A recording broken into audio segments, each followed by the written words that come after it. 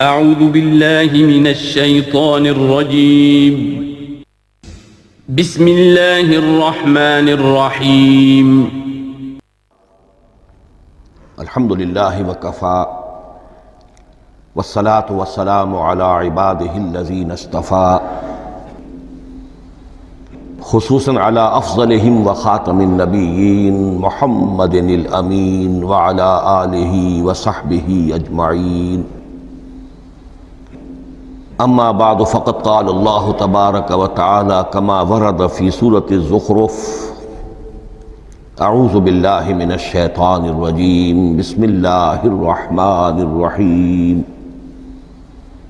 حامیم والکتاب المبین انا جعلناه قرآنا عربيا لعلكم تعقلون وَإِنَّهُ فِي أُمِّ الْكِتَابِ لَدَيْنَا لَعَلِيٌّ حَكِيمٌ. وقال تبارك وتعالى كما ورد في سورة الواقعة فلا أقسم بمواقع النجوم وإنه لقسم لو تعلمون عظيم إنه لقرآن كريم في كتاب مكنون لا يمسه إلا المطهرون تنزيل من رب العالمين. وقال عز وجل كما ورد في آخر سورة الفجر بل هو قرآن مجيد في لوح محفوظ صدق الله العظيم. رب اشرح لي صدري ويسر لي امري واحلل عقدة من لساني يفقهوا قولي. اللهم ربنا الهمنا رشدنا واعذنا من شرور انفسنا. اللهم ارنا الحق حقا وارزقنا اتباعه وارنا الباطل باطلا وارزقنا اجتنابه. اللهم ارحمنا بالقرآن العظيم واجعله لنا اماما ونورا وهدى ورحمة. اللهم ذکرنا منہ ما نسینا وعلمنا منہ ما جہلنا وارزقنا تلاوتہ آناء اللیل وآناء النہار واجعلہ لنا حجتا یا رب العالمین آمین. تعارف قرآن کے ضمن میں سب سے پہلی بات جو سمجھنے کی ہے وہ یہ کہ قرآن مجید کے بارے میں ہمارا اجمالی عقیدہ کیا ہے. یہ 3 جملوں پر مشتمل ہو سکتا ہے. ہمارے نزدیک قرآن اللہ کا کلام ہے جو محمد الرسول اللہ صلی اللہ علیہ وسلم پر نازل ہوا. اور تیسرے یہ کہ یہ مکمل محفوظ شکل میں موجود ہے بنوعاً، اس میں نہ کوئی تحریف ہوئی ہے نہ کوئی تبدیلی ہوئی ہے. یہ کم سے کم 3 اجزاء ہیں ہمارے عقیدے کے قرآن مجید کے بارے میں. لیکن اب اس کی کچھ علمی توضیحات. سب سے پہلے یہ کہ کلام ہونا، اس کا اللہ کا کلام ہونا،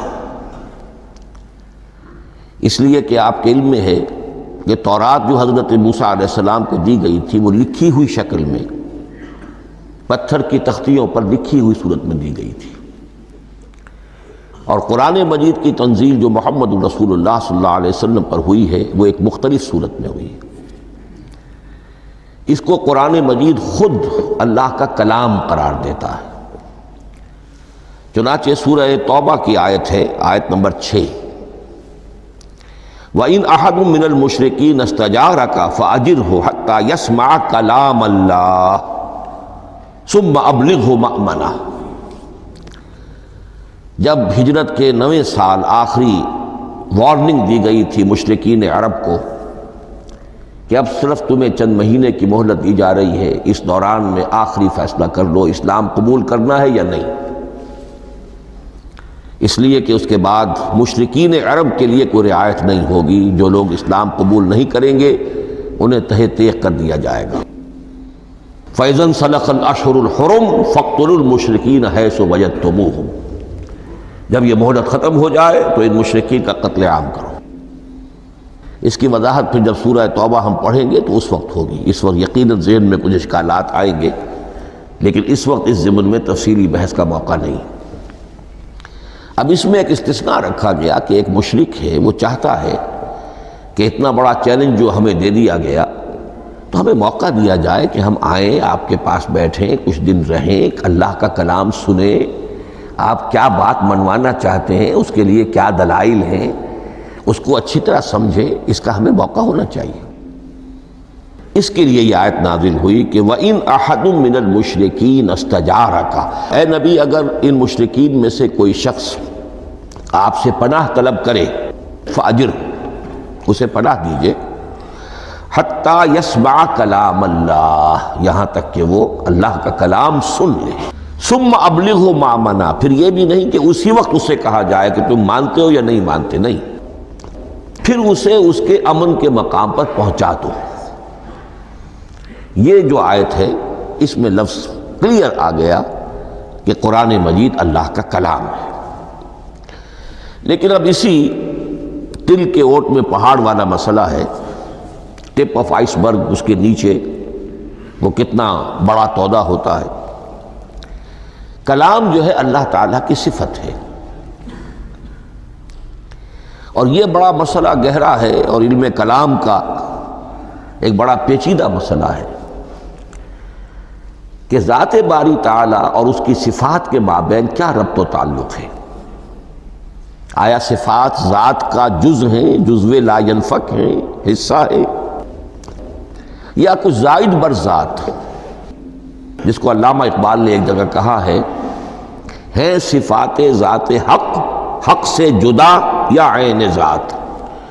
یہ ہمارے علم کلام کا ایک بڑا پیچیدہ مسئلہ ہے، لیکن یہ کہ اس میں متکلمین کا جو تقریباً اجماعی فیصلہ ہے وہ دو لفظوں میں آتا، لا عین ولا غیر۔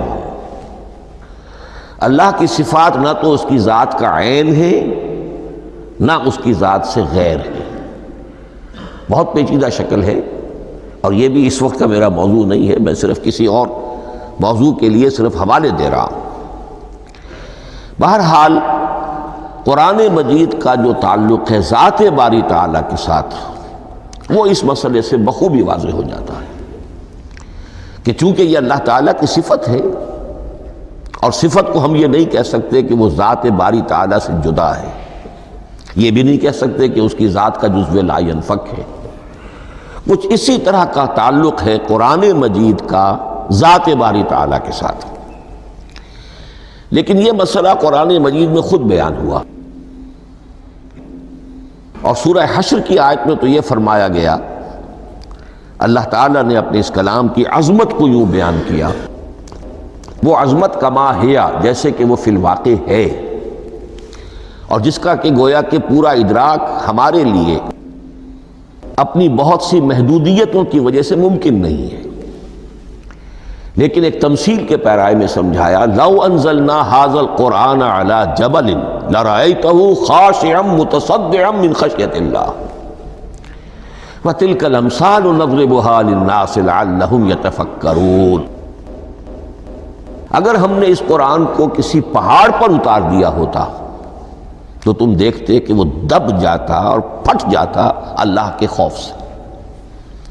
اور یہ مثالیں ہیں جو ہم لوگوں کے لیے بیان کرتے ہیں تاکہ وہ غور کریں، تدبر کریں، سمجھیں۔ ما لا یدرک کلہ لا یترک کلہ، اگرچہ بتمام و کمال عظمت قرآن کا فہم ان کے لیے ممکن نہیں ہے، لیکن کسی درجے میں تو کچھ انعکاس اس کا ہو جائے، کچھ اندازہ ہو جائے، انسان اپنی ذہنی سطح کے اعتبار سے، اس کی مناسبت سے کسی درجے میں عظمت قرآن کا اندازہ کر لے، تو اللہ تعالیٰ کے ان الفاظ کو سامنے رکھے کہ لو انزلنا ھذا القرآن علی جبل لرأیتہ خاشعا متصدعا من خشیۃ اللہ۔ اب اس آیت کو سمجھنے کے لیے سورہ اعراف کی آیت نمبر 143 کو سمجھنا ہوگا، اسی اصول کے تحت کہ القرآن یفسر بعضہ بعضا، قرآن کا ایک حصہ دوسرے حصے کی تشریح کرتا ہے۔ وہاں یہ واقعہ بیان ہوا ہے کہ حضرت موسیٰ علیہ السلام کو جب اللہ تعالیٰ نے کوہ طور پر طلب فرمایا 30 راتوں کے لیے، جس میں بعد میں 10 کا اضافہ کر کے وہ ایک 40 رات کا ایک کورس بنا، دن رات، اس موقع پر جو مخاطبہ الہی، مکالمہ الہی سے مشرف ہوئے حضرت موسیٰ علیہ السلام، تو ان کی آتش شوق بھڑکی اور انہوں نے بڑی جرأت کر کے یہ درخواست کر دی، رب ارنی انظر الیک، پروردگار مجھے اپنا دیدار بھی عطا فرما، مجھے موقع عنایت فرما، میں تجھے دیکھ سکوں۔ یہ ان کی وہ آتش شوق کا مسئلہ ہے، لیکن جواب کیا ملا؟ لن ترانی، تو مجھے ہرگز نہیں دیکھ سکتے، ولیکن انظر الی الجبل فإن استقر مکانہ فسوف ترانی۔ لیکن ظاہر بات ہے کہ حضرت موسیٰ علیہ السلام کو بات سمجھانے کے لیے کچھ مشاہدہ بھی کرانا تھا۔ فرمایا تم مجھے نہیں دیکھ سکتے، البتہ اس سامنے کے پہاڑ پر نگاہ جماؤ، ہم اس پر اپنی ایک تجلی ڈالیں گے۔ یہ اگلی الفاظ کے اندر وضاحت ہے، میں یہاں پہلے سے بیان کر رہا ہوں سمجھانے کے لیے۔ اگر وہ پہاڑ ہماری اس تجلی کو، تجلی کسے کہتے ہیں؟ جلا، روشنی، تو اللہ تعالیٰ کی طرف سے کوئی خاص اس کے نور کا جب پرتو ہوتا ہے کسی شے پر تو وہ اس کی تجلی ہے۔ ہم اپنی ایک تجلی اس پہاڑ پر ڈالیں گے، اگر وہ اس کو جھیل جائے، اپنی جگہ کھڑا رہ جائے، تو تم سمجھنا کہ شاید تم بھی ہمیں دیکھ سکو۔ فلما تجلی ربہ للجبل، اب یہاں وہ لفظ آ گیا، جب اللہ نے تجلی اپنی پہاڑ پر ڈالی، جعلہ دکا وخر موسیٰ صعقا، وہ پہاڑ ریزہ ریزہ ہو گیا اور حضرت موسیٰ بے ہوش ہو کر گر گئے۔ اب یہ بے ہوش ہو کر گر جانا، جبکہ وہ تجلی براہ راست بھی نہیں ہے، بالواسطہ ہے۔ مشاہدہ جو کر رہے حضرت موسیٰ وہ بالواسطہ ہے، تجلی پہاڑ پر ہے، لیکن یہ کہ اس کا بھی بالواسطہ اس کا جو ہوا ہے، اس کی جو تاثیر ہوئی حضرت موسیٰ علیہ السلام پر کہ وہ اس کی تاب نہ لا سکے اور بے ہوش ہو کر گر گئے۔ یہاں سے یہ بات سمجھ میں آتی ہے کہ یہ تجلی ذات باری تعالیٰ تھی جس نے کوہ طور کو جلا کر بھسم کر دیا یا ٹکڑے ٹکڑے کر دیا، ریزہ ریزہ کر دیا۔ اب ذات الہی کے ساتھ جو تعلق ہے کلام الہی کا، اور یہ صفت جو لا عین ولا غیر کے درجے میں ہے ذات کے ساتھ، تو وہی تاثیر اس کلام الہی کی بھی ہے۔ لو انزلنا هذا القرآن على جبل لرأيته خاشعا متصدعا من خشية الله وتلك الامثال نضربها للناس لعلهم يتفكرون۔ اس حقیقت کو اس دور میں میں اپنے مطالعے کی محدودیت کا اعتراف کرتے ہوئے عرض کر رہا ہوں کہ میرے نزدیک جس قدر پرشکوہ انداز میں علامہ اقبال نے بیان کیا ہے، اسی کیفیت کو وہ شاید اس کی کوئی مثال نہ مل سکے۔ فاش گویم آنچ در دل مزمرست، یہ کتابیں نیست چیزیں دیگرست، میں صاف ہی کہہ دیتا ہوں جو میرے دل میں چھپی ہوئی بات ہے۔ فاش گویم آنچ در دل مزمرست، یہ کتابیں نیست، اس قرآن کو کتاب نہ سمجھنا، یہ کچھ اور شے ہے، چیزیں دیگرست۔ اب وہ چیزیں دیگر کیا ہے؟ وہی جو میں نے عرض کیا، ذات باری تعالیٰ اور کلام کا صفت باری تعالیٰ ہونا، اس کے بنا پر جو مناسبت ہے، جو قرب ہے، جو مشابہت ہے۔ مثل حق پنہاؤ ہم پیداستو، زندہ و پائندہ و گویاستو۔ اس کلام میں اللہ تعالیٰ کی ساری صفات کا انعکاس موجود ہے۔ یہ بات ویسے بھی سمجھ میں آتی ہے، کوئی شخص ذرا گفتگو کرے، چند جملے جب وہ ادا کرے گا اپنی زبان سے، تو معلوم ہو جائے گا کہ اس کے فہم کا، اس کی دانش کا، اس کے مطالعے کا حدود اربع کیا ہے اور اس کے ذہن کی سطح کیا، سمجھ میں آ جائے گی بات۔ اس لیے کہ کلام جو ہے وہ متکلم کی پوری شخصیت کی عکاسی کر رہا ہوتا. تانت بازی راگ پایا، چند جملے کسی نے کہا، پتہ چل گیا کہ یہ کس سطح کے آدمی ہیں، علمی اعتبار سے، معلوماتی اعتبار سے، تہذیبی اعتبار سے، کلچرڈ ہیں یا نہیں ہیں. یہ ساری باتیں چند جملوں میں واضح ہو جائیں گی. تو اللہ تعالیٰ کی بھی جملہ صفات کا عکس اس قرآن میں موجود ہے. ان میں سے جن چند چیزوں کا ذکر علامہ نے شعر میں کیا، وہ جو سورہ حدید کی آیت ہے، هو الاول والآخر والظاہر والباطن. اللہ الظاہر بھی ہے، الباطن بھی ہے. اتنا ظاہر کہ اس سے زیادہ ظاہر کوئی شے نہیں، اور اتنا باطن کہ اس سے زیادہ چھپی ہوئی کوئی شے نہیں. اسی لیے حضور سے جو منقول ہیں الفاظ کہ پروردگار انت الظاہر فلیس فوقک شیء وانت الباطن فلیس دونک شیء. یہی کیفیت قرآن کی ہے. مثل حق پنہاں و ہم پیداستو، پنہاں بھی ہے ظاہر بھی ہے، جیسے ذات باری تعالی. اور جیسے اللہ تعالیٰ کی شان ہے جو آیت الکرسی کے شروع میں آئی، الحی القیوم. مثل حق پنہاں و ہم پیداستو، زندہ و پائندہ و گویاستو. یہ قرآن جو ہے اللہ تعالیٰ کی صفات کا ایک عکس اپنے اندر رکھتا ہے. اس سے ذرا آگے چلیے. کلام کے بارے میں، اب کلام الہی ظاہر بات ہے کہ صفت ہے، اور صفت قدیم ہے. اللہ کی صفات حادث نہیں ہے. اللہ کی ذات بھی قدیم ہمیشہ سے ہے، اور اس کی صفات بھی قدیم ہمیشہ سے. اور یہ جو کلام الہی ہے، ظاہر بات ہے کہ یہ جو ہماری زبان کے حروف و اصوات ہیں، کلام الہی تو ان سے منزہ ہے، مبرہ ہے، ماورا ہے، اعلیٰ ہے، عرفہ ہے. ہماری زبانوں کے حروف و اصوات، الفابیٹس جگہ جگہ تبدیل ہو جائیں گے. انگریزی کے کچھ اور ہیں، اردو کے کچھ اور ہیں، عربی کے کچھ اور ہیں. کلام الہی ان تمام سے آگاہ، عرفہ، منزہ اور مبرہ ہے.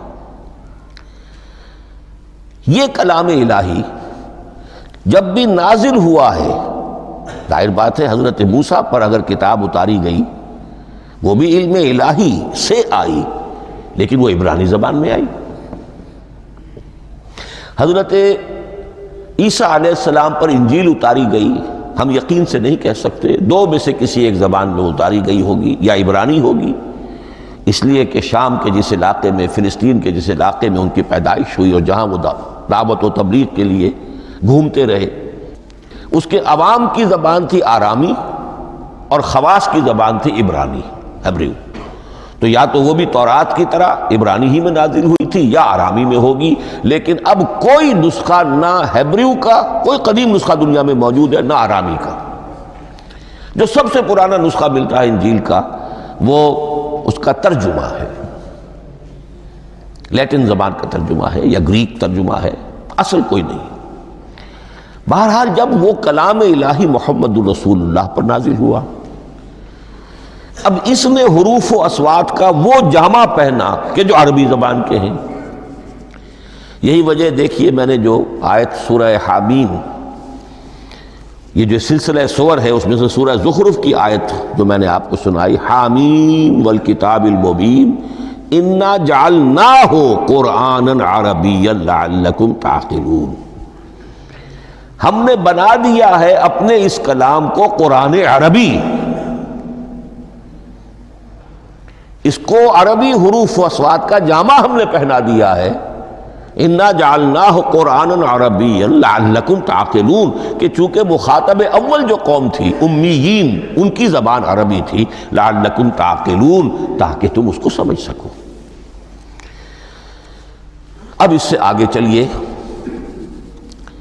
اصل قرآن مجید کے 3 مقامات سے معلوم ہوتا ہے. اصل قرآن اللہ کے پاس ہے. یہ قرآن جو ہمارے پاس ہے مصحف عثمان رضی اللہ تعالی عنہ، یہ اس قرآن کی مصدقہ نقل ہے. اصل قرآن کہاں ہے؟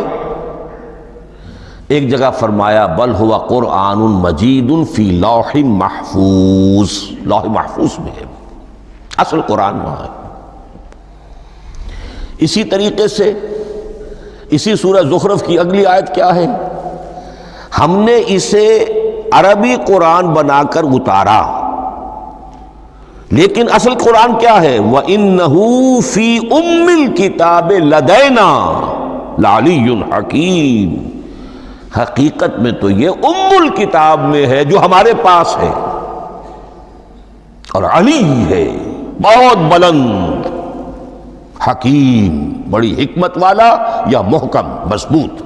حکیم کے دونوں معنی ہیں۔ استحکام بھی اسی ہے کاف اور میم کے مادے سے بنا ہے، کسی شے کا پختہ ہو جانا، مضبوط ہو جانا، اور عقل کی پختگی وہ حکمت ہے، وہ دانائی ہے۔ اس اعتبار سے نوٹ کیجئے اصل قرآن کہاں ہے؟ لوح محفوظ میں۔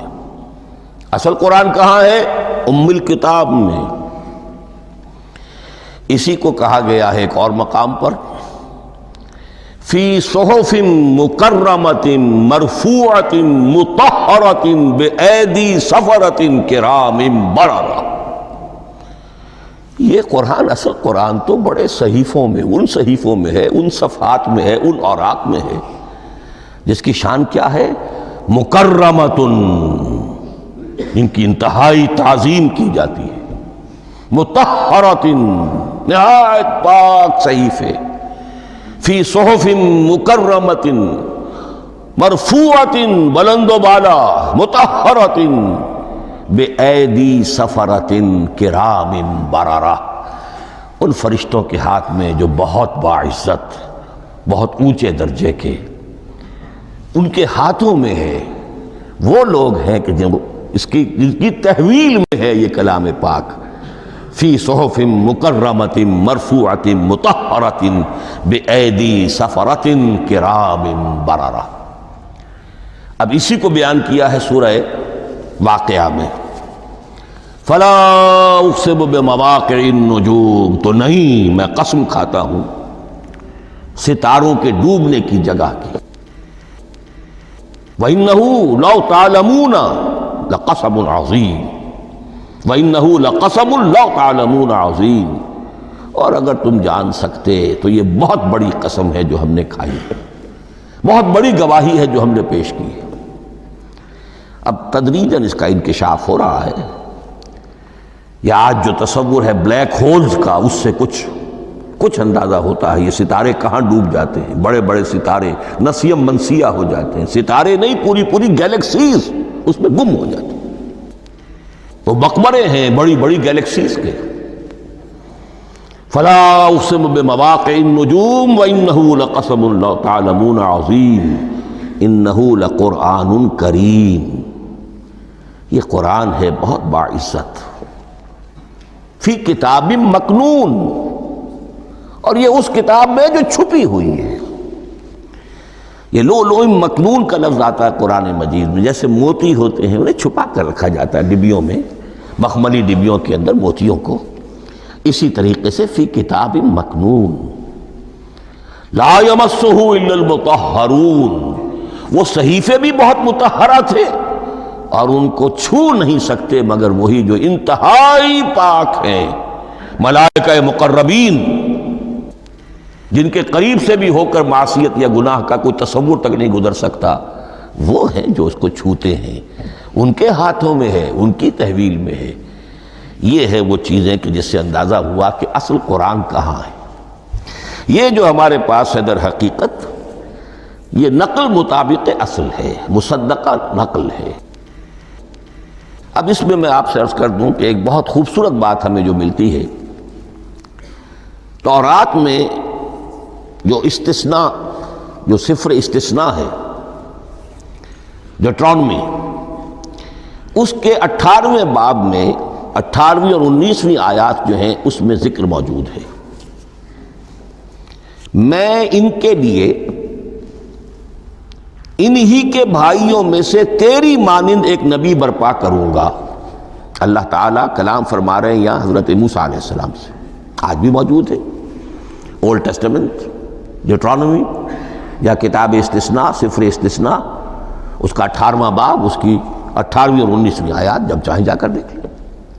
میں ان کے لیے ان کے بھائیوں ہی میں سے تیری مانند ایک رسول اٹھاؤں گا، میں ان کے لیے انہی کے بھائیوں میں سے تیری مانند ایک نبی برپا کروں گا اور اپنا کلام اس کے منہ میں ڈالوں گا، اور جو کچھ میں اس سے کہوں گا وہی وہ ان سے کہے گا۔ یہ ہے جو پیشین گوئی ہے محمد الرسول اللہ صلی اللہ علیہ وسلم کی۔ اور یہاں وہ فرق واضح کر دیا گیا، اے موسیٰ تم سے تو یا تو ہم نے کلام کیا ہے یا تمہیں جو کتاب دی ہے وہ لکھی ہوئی دی ہے، لیکن جو نبی تیری ہی مانند میں برپا کروں گا۔ اب اس میں بھی نوٹ کرنے کی بات ہے کہ حضرت موسیٰ کے مشابہ نبی اکرم صلی اللہ علیہ وسلم کے سوا کوئی نبی نہیں۔ صاحب کتاب وہ بھی تھے، صاحب کتاب محمد بھی ہیں، صاحب امت وہ بھی تھے، اور صاحب امت محمد الرسول اللہ ہے تیری مانند۔ صاحب شریعت، حضرت عیسیٰ صاحب شریعت نہیں تھے، شریعت موسوی ہی کو نافذ کرنے کے لیے آئے تھے۔ ان کی حیثیت دین موسوی کے مجدد کی تھی، ویسے نبی تھے، اللہ کے فضل و کرم سے نبی تھے، اس میں کوئی شک نہیں، رسول تھے، لیکن یہ کہ ان کے کام کی نوعیت کیا تھی؟ اس لیے کہ کوئی نئی شریعت لے کر نہیں آئے۔ اب بھی انجیل میں الفاظ موجود ہیں، don't think I have come to destroy law, یہ موزائک لا جسے یہ کہتے ہیں، شریعت موسوی، وہ تم پر نافذ رہے گی، تم اس کی پابندی کرو گے، چونکہ صاحب شریعت رسول یا موسیٰ یا محمد صلی اللہ علیہ وسلم علیہ الصلوۃ والسلام۔ تو میں ان کے بھائیوں میں سے، اب بھائی کون ہوں گے؟ ظاہر بات ہے بنی اسرائیل، ان کے کزنز کون ہیں؟ بنی اسماعیل۔ بنی اسرائیلی تو جو بھی نبی ہے وہ انہی میں سے ہے، ان کے بھائیوں میں سے، تو بھائی تو ہوگا، ان کا کزن ہوگا، اب وہ کون ہے؟ بنی اسماعیل۔ تو ان کے بھائیوں میں سے گویا کہ غیر اسرائیلی جو ان کے قریب ترین قرابت دار ہوں گے وہ بنو اسماعیل ہیں۔ تیرے مانند صاحب شریعت نبی میں برپا کروں گا، لیکن اس پر جو میرا کلام اترے گا وہ کس شکل میں اترے گا؟ میں اپنا کلام اس کے منہ میں ڈالوں گا، اور پھر وہ جو کچھ کہے گا وہ وہی کہے گا جو میں نے کہا ہے۔ اب اس کے حوالے سے ایک بہت اہم بات سمجھ لیجئے، اور قرآن مجید کے 2 اہم مقامات کی وضاحت اس سے ہو جائے گی۔ یہ کلام اللہ، قرآن مجید میں اس کو قول جبرائیل بھی کہا گیا ہے۔ کلام اللہ حضرت جبرائیل کے ذریعے سے جب ادا ہوا ہے تو قول جبرائیل ہے، اور پھر جب وہ محمد الرسول اللہ کی زبانی ادا ہوا تو قول رسول ہے، قول محمد ہے صلی اللہ علیہ وسلم۔ یہ قول اللہ بھی ہے، قول جبرائیل بھی ہے، اور قول محمد بھی ہے بیک وقت۔ یہ بات دیکھیے سورۃ تکویر، اذا الشمس کورت، انہ لقول رسول کریم ذی قوت عند ذی العرش مکین مطاع ثم امین وما صاحبکم بمجنون۔ یہ یہاں پر حضرت جبرائیل کا ذکر ہو رہا ہے۔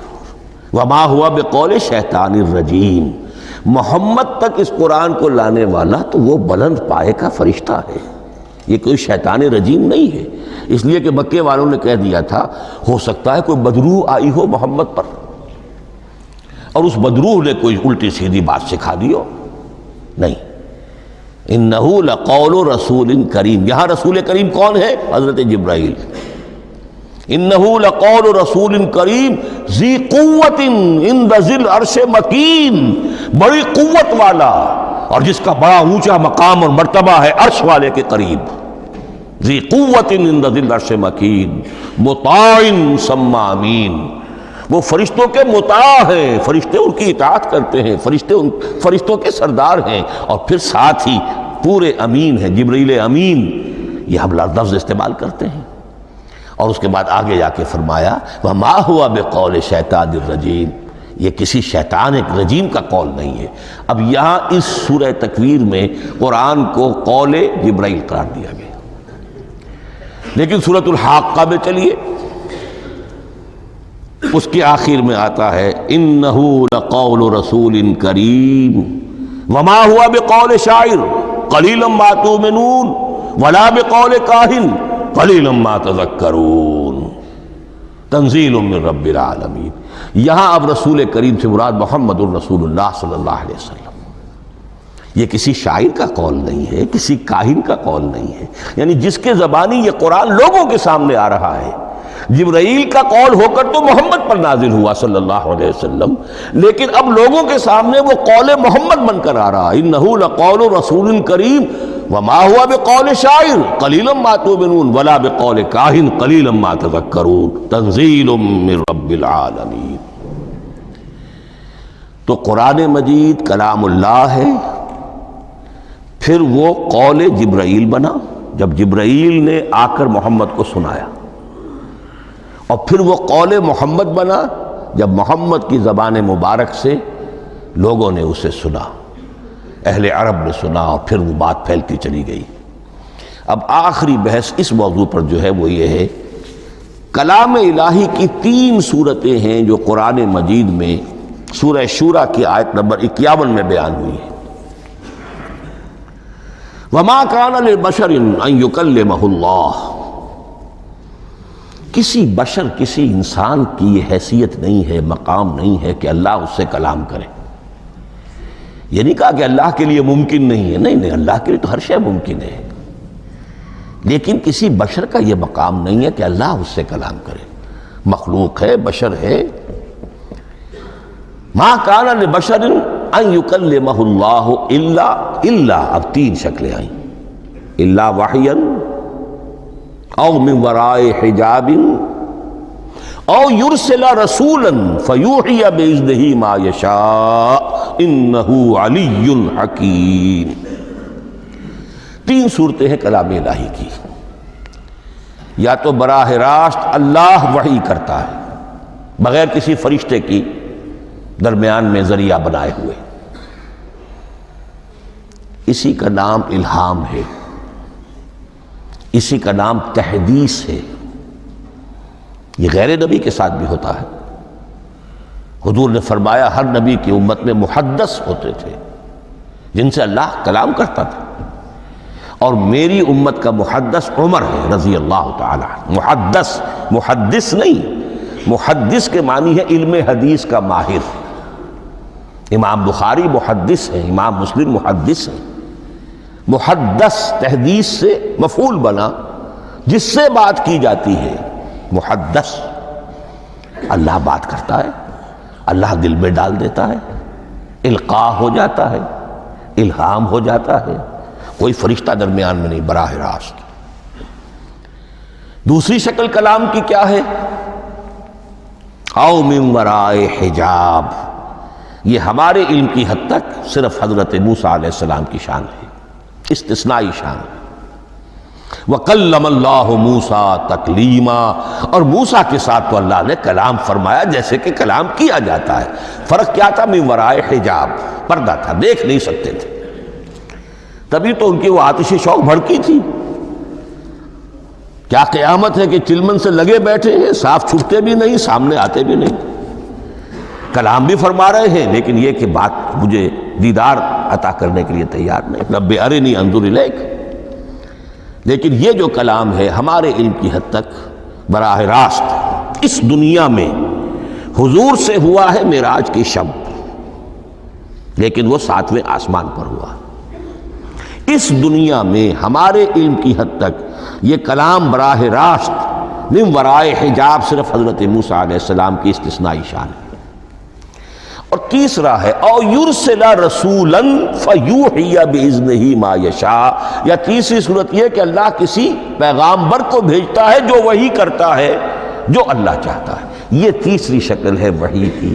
قرآن مجید اس تیسری شکل میں نازل ہوا ہے محمد الرسول اللہ صلی اللہ علیہ وسلم پر۔ حضور کو جو الہام ہو جاتے تھے، جو حضور کو القاء ہو جاتا تھا، جو آپ کے دل میں براہ راست اللہ کی طرف سے وحی آتی تھی، وہ قرآن میں شامل نہیں ہے۔ اگرچہ حضور کے خواب بھی سچے تھے، وہ بھی اللہ کی طرف سے ہوتے تھے، شیطان کی آمیزش نہیں ہو سکتی تھی، لیکن یہ بھی قرآن میں شامل نہیں ہے۔ قرآن میں شامل ہے تیسری قسم کی وحی، او یرسل رسولا، پھر ہم بھیجتے ہیں ایک پیغامبر کو فرشتوں میں سے، اللہ یستفی من الملائکۃ رسلا ومن الناس، اللہ چن لیتا ہے فرشتوں میں سے بھی اپنا پیغامبر اور انسانوں میں سے بھی۔ تو فرشتے کے ذریعے سے ایک فرشتہ جو اللہ سے لیتا ہے اور انسان رسول انسان تک پہنچا دیتا ہے۔ اب وہ رسول انسان، رسول بشر جو ہے وہ اپنے ہم نوع ہم جنس لوگوں کو پہنچاتا ہے۔ تو اللہ یستفی من الملائکۃ رسلا ومن الناس، یہاں وہی بات فرمائی، او یرسل رسولا فیوحی باذنہ ما یشاء، پھر وہ وحی کرتا ہے اللہ کے حکم سے جو اللہ چاہتا ہے۔ یہ کلام الہی کی یہ تیسری شکل ہے جو محمد الرسول اللہ صلی اللہ علیہ وسلم پر نازل ہوا، اور وہ ہے قرآن حکیم۔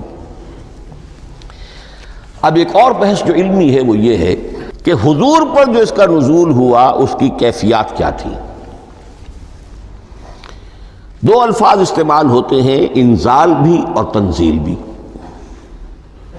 ان دونوں میں فرق کیا ہے اس کو نوٹ کر لینا چاہیے۔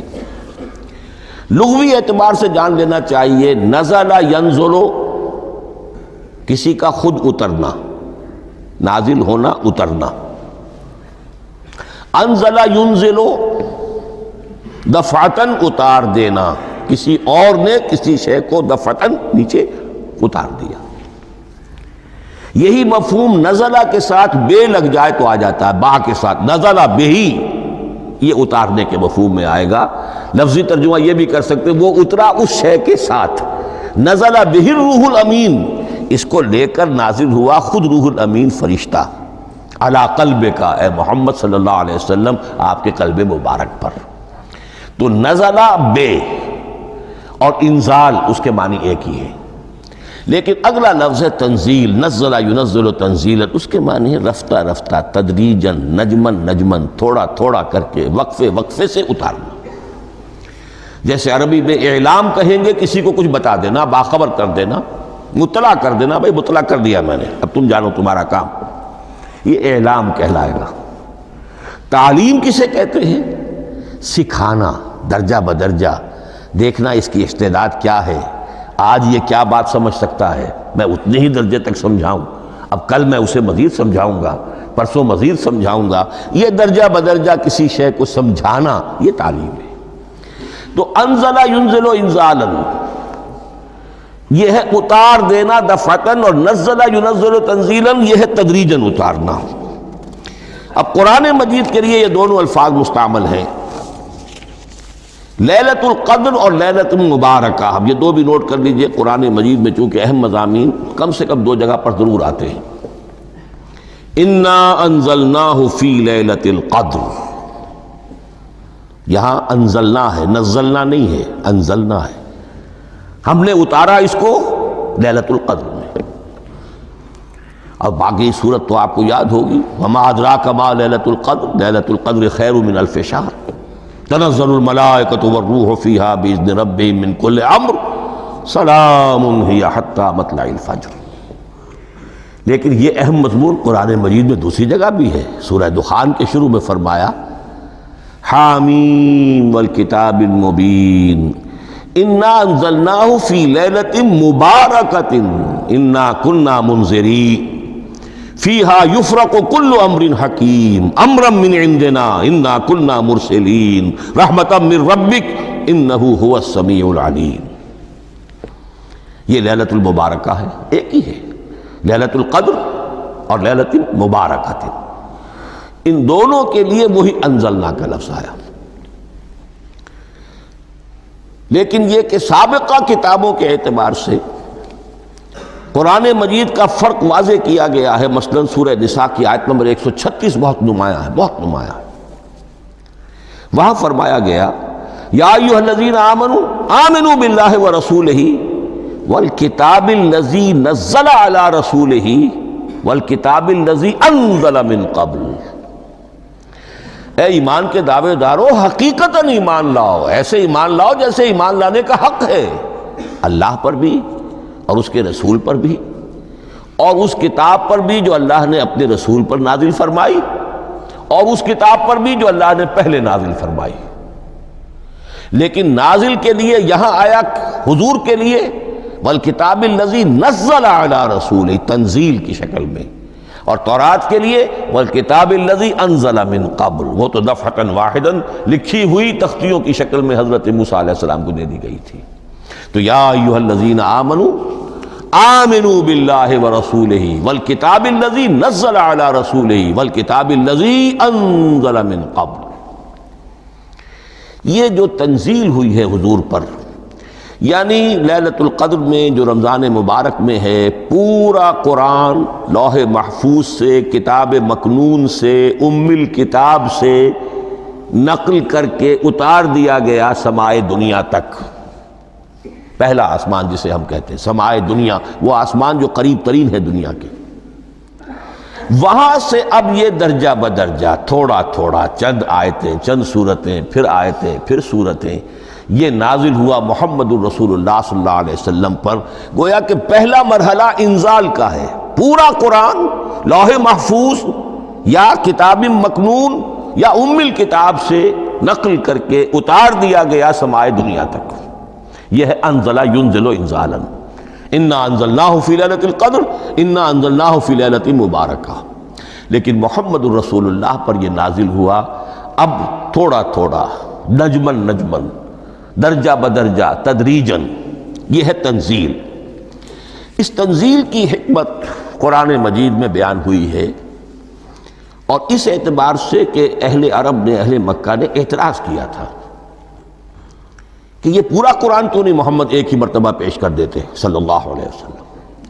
اس میں جو چیز مضمر تھی وہ یہ تھی کہ چونکہ یہ حقیقت میں اللہ کا کلام نہیں ہے، یہ محمد کا اپنا کلام ہے، تو کوئی شاعر دنیا میں ایسا نہیں ہے جو ایک دم اپنا پورا دیوان دے دے۔ وہ تو ساری عمر میں تھوڑا تھوڑا، آج غزل کہی، کل قصیدہ کہا، پرسوں کچھ اور کہا، پھر وہ جمع ہوتا ہے تو وہ دیوان بنتا ہے۔ اسی طریقے سے تو یہ کر رہے ہیں۔ اگر یہ اللہ کا کلام ہوتا تو بیک وقت آ جاتا۔ یہ تو ذرا محنت کرتے ہیں، کچھ اس کے اندر اس کو اپنی محنت سے کوشش کر کے کچھ موضوع کرتے ہیں، کلمات، الفاظ، اور اس طریقے سے رفتہ رفتہ لے کر آ رہے ہیں۔ اس لیے ان کا اعتراض نقل ہوا ہے۔ وَقَالَ الَّذِينَ كَفَرُوا لَوْلَا نُزِّلَ عَلَيْهِ الْقُرْآنُ جُمْلَةً وَاحِدَةً، انہوں نے کیوں نہیں اترا یہ قرآن پورا کا پورا ایک ہی بار؟ یہ اعتراض تھا۔ اس اعتراض کے جو جوابات دیے گئے ہیں وہ نوٹ کیجئے کہ لوگوں کے حق میں یہ مفید ہے، یہ پورے قرآن کا تحمل ایک وقت میں کر نہیں سکتے۔ یہ پورا قرآن تو ایک ہی مرتبہ اگر پہاڑ پر بھی اتار دیا جاتا تو وہ پھٹ جاتا، دب جاتا۔ وَقُرْآنًا فَرَقْنَاهُ لِتَقْرَأَهُ عَلَى النَّاسِ عَلَى مُكْثٍ وَنَزَّلْنَاهُ تَنزِيلًا، سورہ بنی اسرائیل آیت 106۔ یہ وہ قرآن ہے جس نے ہم نے جس کو ٹکڑے ٹکڑے کر کے، فرق نہ ہو، فرق توڑ دینا، تھوڑا تھوڑا کر کے ہم نے کر دیا، لِتَقْرَأَهُ عَلَى النَّاسِ عَلَى مُكْثٍ، تاکہ آپ اسے پڑھ کر سنائے لوگوں کو وقفے وقفے سے، تاکہ وہ سہار سکیں، سنبھال سکیں، برداشت کر سکیں۔ وَنَزَّلْنَاهُ تَنزِيلًا، اسی وجہ سے ہم نے اسے نازل کیا ہے بطرز تنزیل، بطرز انزال نہیں، بطرز تنزیل۔ وَقُرْآنًا فَرَقْنَاهُ لِتَقْرَأَهُ عَلَى النَّاسِ عَلَى مُكْثٍ وَنَزَّلْنَاهُ تَنزِيلًا۔ ایک حکمت تو ہو گئی عوام کے لیے، ایک حکمت خود رسول کے لیے صلی اللہ علیہ وسلم۔ كَذَلِكَ لِنُثَبِّتَ بِهِ فُؤَادَكَ وَرَتَّلْنَاهُ تَرْتِيلًا۔ اب ذرا نوٹ کیجئے، قلب محمدی کے لیے بھی اس پورے کلام کا ایک دم سہار آسان کام نہیں تھا۔ یہ اس لیے، یہ اسی سورہ الفرقان کی جو آیت کا میں نے ایک حصہ آپ کو سنا دیا تھا، اسی کے اندر اس کا جواب آیا ہے، اسی آیت میں، آیت نمبر 32 ہے یہ سورہ فرقان کی۔ وَقَالَ الَّذِينَ كَفَرُوا لَوْلَا نُزِّلَ عَلَيْهِ الْقُرْآنُ جُمْلَةً وَاحِدَةً، یہ اعتراض ہے۔ جواب کیا ہے؟ كَذَلِكَ لِنُثَبِّتَ بِهِ فُؤَادَكَ، ہم نے یہ اس لیے کیا ہے نبی کہ اس کے ذریعے سے آپ کے دل کو ٹھہراؤ اور جماؤ عطا کرے۔ یہ ایک دم اس کا اتر جانا، اِنَّا سَنُلْقِي عَلَيْكَ قَوْلًا ثَقِيلًا، بڑا بھاری بوجھ ہے، ناقابل برداشت ہے، تاکہ رفتہ رفتہ آپ کا دل، اس کے اندر تقویت بڑھتی چلی جائے، اس کے اندر اور اس کا تحمل جو ہے، اس کی صلاحیت بڑھتی چلی جائے۔ كَذَلِكَ لِنُثَبِّتَ بِهِ فُؤَادَكَ وَرَتَّلْنَاهُ تَرْتِيلًا، اسی لیے ہم نے تھوڑا تھوڑا کر کے نازل کیا ہے۔ ولا یاتونک بمثل الا جئناک بالحق واحسن تفسیرا، ساتھ ہی فرمایا کہ یہ لوگ جو بھی اعتراض کریں گے ہم اس کا جواب بھی اور بہترین تعویل بھی آپ کو دے دیں گے۔ اب اگلی بحث یہ ہے، یہ قرآن کب اور کہاں نازل ہوا؟ یہ عام معلوماتی شے ہے، اس میں کوئی پیچیدگی نہیں ہے، لیکن اس کی اہمیت ہے، بہت ضروری ہے۔ وہ میں انشاءاللہ اگلی بحث میں جب کہ قرآن کے سمجھنے کے جو اصول ہیں ان کو بیان کروں گا تو وضاحت سے بات آئے گی۔ یہ کہ یہ عام معلوماتی ایک ہمارے ذہن میں خاکہ رہنا چاہیے، زمان و مکان کا کیا رشتہ ہے قرآن کے ساتھ۔ قرآن نازل کب ہوا؟ ہمارا چونکہ عام طور پر جو معمول ہے، ہم تو جو کرسچین ایرا ہے اس کے حوالے سے ہمارے ذہن کے اندر سارا حساب کتاب ہے، تو سن 610 عیسوی سے لے کر 632 عیسوی تک شمسی حساب سے 22 سالوں میں قرآن نازل ہوا ہے۔ 571 حضور کی ولادت کا سال ہے، 571 عیسوی۔ 610 میں آپ 39 سال کے ہوئے، لیکن قمری حساب سے 40 کے ہو چکے۔ 610 میں قرآن کی تنزیل شروع ہوئی اور 632 میں آپ کا انتقال ہوا۔ 22 برس زمانی اعتبار سے نقشہ ذہن میں رکھیے، اور اسے ہم اگر دوسرے حساب سے کہیں گے تو عام الفیل، وہ جو ابرہہ آیا تھا بیت اللہ کو ڈھانے کے لیے، وہ سال عربوں میں بہت مشہور ہو گیا تھا، اور وہی سال حضور کی ولادت کا ہے۔ تو عام الفیل ہی میں حضور کی ولادت ہوئی، لہذا 40 عام الفیل میں قرآن مجید کا نزول شروع ہوا، اور 11 ہجری تک یہ 23 برس بنتے ہیں قمری حساب سے۔ ایک رائے یہ بھی ہے کہ قرآن کا نزول 20 برس میں ہوا ہے، اور اس میں وضاحت یہ ہے کہ پہلے 3 سال اللہ تعالیٰ نے ایک فرشتے کو، حضرت اسرافیل علیہ السلام کو مامور کیا تھا حضور کی تعلیم پر۔ دنیاوی اعتبار سے حضور نے کوئی تعلیم حاصل نہیں کی، آپ امی تھے، آپ نے دنیاوی اعتبار سے کسی کے سامنے زانو تلمس طے نہیں کیا، کہیں کوئی تعلیم حاصل نہیں کی، کہیں کوئی تحصیل علم نہیں کی، لیکن اللہ تعالیٰ نے علمہ شدید القوا، اللہ تعالیٰ نے جو کچھ انہیں سکھایا ہے، جو علم انہیں عطا کیا ہے۔ تو ایک روایت یہ ہے کہ 3 برس تک، اور اس کے بعد پھر قرآن نازل ہونا شروع ہوا، تو 20 برس تک قرآن نازل ہوا۔ لیکن وہ لوگ بھی مانتے ہیں کہ سورہ علق کی آیتیں نازل ہو چکی تھی، پھر 3 برس کا وقفہ ہے۔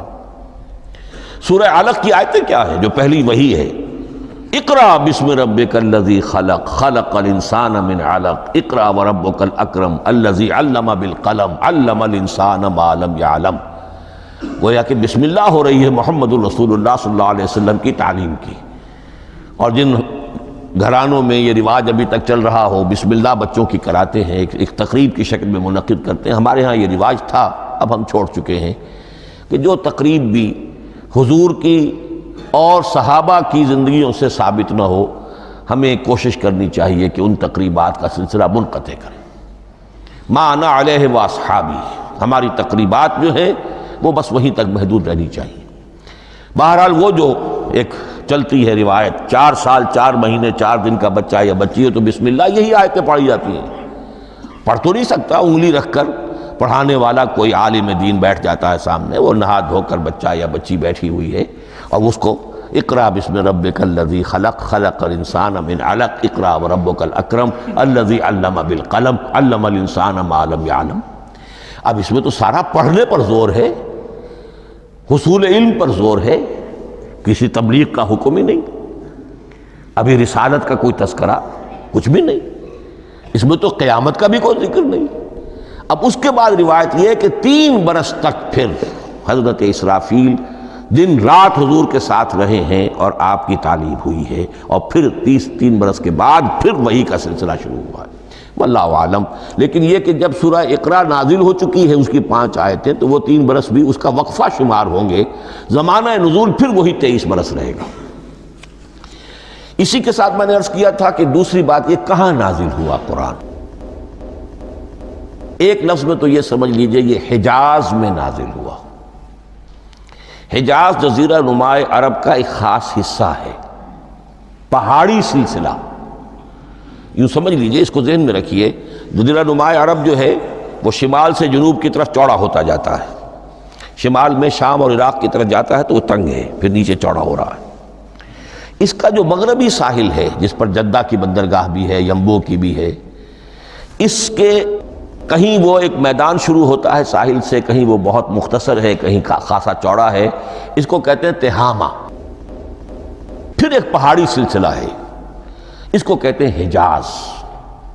یہ پہاڑی سلسلہ جو ہے اس کے بعد جو ہے وہ نجد کہلاتا ہے، وہ سطح مرتفع ہے، پلیشو۔ تو یہ تین حصے ہیں جزیرہ نما عرب کے جغرافیائی اعتبار سے، اور حجاز کہتے بھی ہیں پردے کو، حاجزن، پردہ جو دو چیزوں کے درمیان حائل ہو جائے۔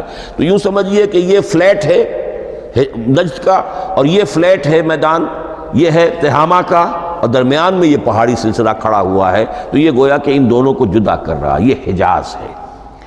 اس حجاز ہی کا شہر مکہ ہے، اس حجاز ہی کا شہر مدینہ ہے، اس حجاز ہی کا شہر طائف ہے، اس حجاز ہی کی آخری ٹپ سمجھ لیجئے تبوک ہے۔ تو حضور صلی اللہ علیہ وسلم کی پوری زندگی آغاز وحی کے بعد سے لے کر وہ اسی علاقے کے اندر، پہلے آپ مکے میں تھے، قرآن مجید کی جو صورتیں اس دور میں نازل ہوئیں یا آیتیں نازل وہ مکیات کہلاتی، پھر آپ نے ہجرت کی، اور ہجرت کر کے جب آپ جا رہے تھے اس دوران میں بھی کچھ قرآن نازل ہوا اثناء ہجرت میں، پھر آپ مدینہ تشریف فرما ہوئے، اب وہ ہم کہتے ہیں مدنی قرآن، لیکن مدنی قرآن سارا مدینہ میں نازل نہیں ہوا۔ آپ کبھی جا رہے کسی مہم پر، کسی جنگ کے لیے، غزوہ بدر کے لیے آ گئے ہیں، تو وہاں جو آیات نازل ہو رہی ہیں وہ مدینے میں تو نہیں ہو رہی۔ براڈ تقسیم تو یہی ہے، مکی مدنی۔ ہجرت سے قبل جو کچھ نازل ہوا وہ مکی، ہجرت کے بعد جو کچھ نازل ہوا وہ مدنی۔ لیکن صرف مدنی کہنا صحیح نہیں ہے، اثناء سفر تبوک، اتنا طویل سفر ہے آپ کا، اس کے دوران آتے جاتے قرآن نازل ہوتا رہا۔ لیکن یہ بات نوٹ کر لیجئے کہ پورا قرآن حجاز ہی میں نازل ہوا ہے، یہ تمام شہر، یہ تمام علاقہ حجاز کہلاتا ہے۔ ایک اور بحث جو ہم اسی اپنی پہلی نشست میں مکمل انشاءاللہ کر لیں گے، وہ ہے محفوظیت قرآن کی بحث۔ میں نے عرض کیا تھا کہ تین چیزوں پر ہمارا عقیدہ مشتمل ہے۔ یہ اللہ کا کلام ہے، نمبر ایک، نازل ہوا محمد الرسول اللہ پر صلی اللہ علیہ وسلم، اسی لیے ہم نے کلام سے متعلق کچھ مباحث علمی گہرائی میں اتر کر وہ سمجھے، حضور پر اس کے نزول، انزال اور تنزیل کے مختلف مراحل کو سمجھا۔ اب اس کی محفوظیت کے اعتبار سے واقعہ یہ ہے کہ واحد کتاب ہے پوری دنیا میں، واحد کتاب جس کے بارے میں دشمن بھی تسلیم کرتے ہیں، چاہے وہ اسے اللہ کا کلام نہ مانے، لیکن یہ مانتے ہیں کہ بعین ہی وہ شے جو محمد نے اپنی امت کو دی تھی آج بھی امت کے پاس صحیح موجود ہے۔ ظاہر بات ہے اگر تو اسے اللہ کا کلام مانے، وہی مانے، تب تو مسلمان ہی ہو گئے۔ وہ تو یہی کہتے ہیں کہ بہرحال محمد نے چاہے خود لکھا، تصنیف کیا، جو بھی کچھ کیا اس کو چھوڑ دیجئے، لیکن جو شے محمد نے اپنی امت کو دی تھی صلی اللہ علیہ وسلم بعین ہی وہ شے موجود ہے۔ تو یہ محفوظیت قرآن کی جو ہے، جبکہ کوئی اور دنیا کی کتاب اس کی مدعی ہی نہیں، تورات والوں کا سرے سے یہ دعویٰ ہی نہیں ہے۔ وہ تورات تو گم ہو گئی تھی نبوکدنضر کے حملے کے وقت، اس کے بعد سے دنیا میں تورات کا وجود نہیں ہے، اور پھر 100 برس کے بعد اپنی یادداشتوں سے مرتب کی ہے یہ تورات جو آج ہمارے سامنے ہے۔ انجیل کا جیسا کہ میں عرض کر چکا ہوں، کوئی نسخہ جو ہے نہ عبرانی کا موجود ہے نہ آرامی زبان کا ہے، دنیا کی کوئی کتاب نہیں جو دعویٰ کر سکتی ہو۔ یہ قرآن جو شروع ہوتا ہے ذالک الکتاب لا ریب فیہ، یہ دعویٰ دنیا کی کسی اور کتاب نے خود کیا بھی نہیں۔ اس کی بھی جس قدر پرشکوہ الفاظ میں علامہ اقبال نے اس کی ترجمانی کی ہے، انہی کا حصہ ہے۔ حرف اورا ریب نئے، تبدیل نئے، آیش شرمندہ تعویل نئے۔ اس قرآن کے کسی حرف میں کوئی تحریف ہو جانا نہیں، امکان ہی نہیں، قطعی طور پر کسی لفظ کا بدل دیا جانا نہیں، حرف اورا ریب نئے۔ تبدیل نئے، اس میں کسی کا شک پر مبنی ہونا نہیں، آیش شرمندہ تعویل نئے، اس کی آیت کوئی بھی ایسی نہیں جسے تروڑا مروڑا جا سکے، یہ اپنی حفاظت خود کرتی ہے۔ لا یاتیہ الباطل من بین یدیہ ولا من خلفہ، حامیم السجدہ کی آیت نمبر 42، اس پر باطل حملہ آور ہو ہی نہیں سکتا۔ انا نحن نزلنا الذکر وانا لہ لحافظون، ہم ہی نے یہ الذکر نازل کیا ہے اور ہم ہی اس کی حفاظت کرنے والے ہیں۔ جہاں تک پہلے ٹکڑے کا تعلق ہے اس آیت مبارکہ کا، اس میں تو تورات بھی آئے گی۔ تورات کس نے نازل کی؟ اللہ نے نازل کی۔ انجیل کس نے نازل کی؟ اللہ نے نازل کی۔ انا انزلنا التوراۃ فیہا ھدی ونور، یہ سورہ مائدہ میں الفاظ ہے۔ انجیل کے بارے میں بھی ہم نے انجیل عطا کی عیسیٰ کو، فیہ ھدی ونور، لیکن یہ کہ انا نحن نزلنا الذکر، اس کو اس قدر تاکید کے ساتھ کہہ کر وَإِنَّا لَهُ لَحَافِظُونَ، اور ہم ہی اس کے محافظ ہیں۔ لیکن اس موضوع پر اہم ترین مقام جو ہے قرآن مجید کا، وہ سورہ قیامہ کی یہ آیات ہے، لا تحرک بہ لسانک لتعجل بہ۔ جب قرآن نازل ہوتا تھا حضور جلدی جلدی زبان کو حرکت دیتے تھے، یاد کر لیں، مبادا کہیں بھول جاؤ، مبادا کوئی لفظ جو ہے تبدیل ہو جائے۔ یہ مشقت جو آپ جھیل رہے تھے، اس سے اللہ نے روک دیا، از راہ شفقت اور محبت۔ لا تحرک بہ لسانک لتعجل بہ ان علینا جمعہ وقرآنہ، ہمارے ذمے ہے اس کو جمع کر دینا، آپ کے سینے میں جمع کر دیں گے اس کو۔ اور صرف جمع کرنا نہیں، قرآن ترتیب، قرآن ہوتا ہے پڑھا جاتا ترتیب سے، یعنی ترتیب نزولی، یہ بعد میں ہماری علیحدہ بحث بھی آئے گی کہ ترتیب نزولی اور ہے، ترتیب مصحف اور ہے، یہ ترتیب بھی ہم کروا دیں گے، یہ بھی ہمارے ذمے ہے۔ ان علینا جمعہ وقرآنہ فاذا قرأناہ فاتبع قرآنہ، پھر جب ہم جس ترتیب سے پھر آپ کو پڑھائیں اسی ترتیب کی پیروی کیجیے۔ یہ جو ہے کہ قرآن کا جمع اور تدوین، یہ بھی اللہ تعالیٰ نے اس کی ضمانت لی، اور اس کی ترتیب بھی اللہ تعالیٰ ہی کی ضمانت سے ہے۔ اس اعتبار سے محفوظیت قرآن کے یہ دونوں پہلو ہمارے سامنے رہنے چاہیے۔ بارک اللہ لی ولکم فی القرآن العظیم ونفعنی وإیاکم بالآیات والذکر الحکیم۔